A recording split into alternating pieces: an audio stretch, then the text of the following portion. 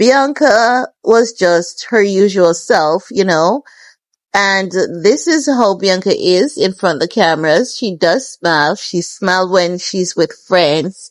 She smiles when she's with her man alone and the cameras aren't there, because oftentimes the paparazzis, they have been able to catch candid moments of her when she's unaware that she's being videoed or photographed. This is just her persona, okay? Once she knows the cameras are around, oftentimes she's just not going to give a smile. And I think it is okay to be human. But it's great to see them out and about. It's good to see Ye just being healthy. And I hope that he's happy for the most part, because as you guys know, a lot of his shows, they're getting canceled in Europe. And we all know as to why. Now, a lot of critics are saying it is because Ye said something that he shouldn't have said.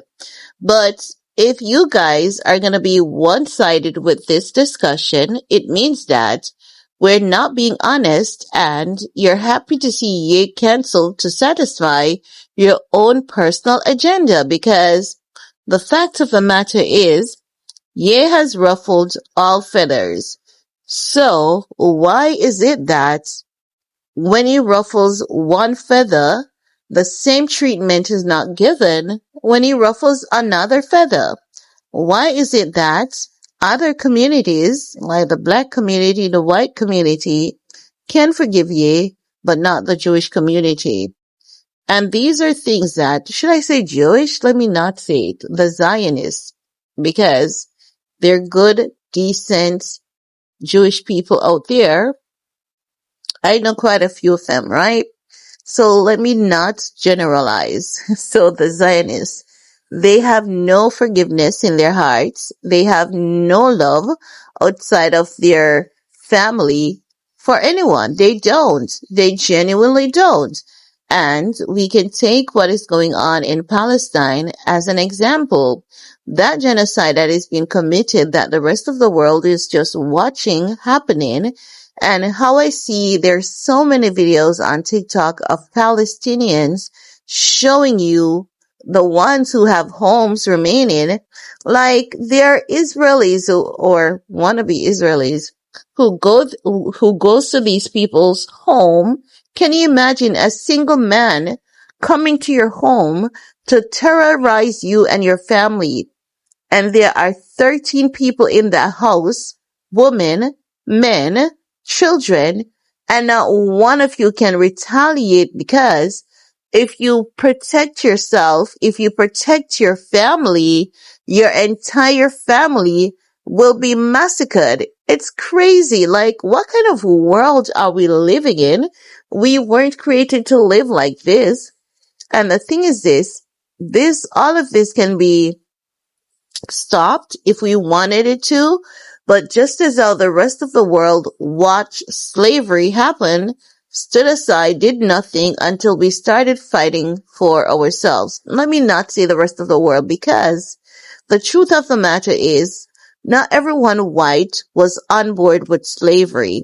Not everyone.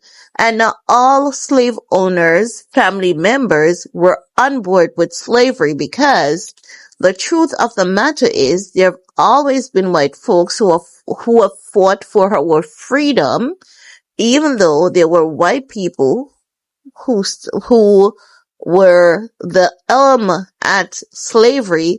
There were white people who were never on board with slavery. We can say Russia was never on board with slavery, right? So as such, I should always remember not to generalize.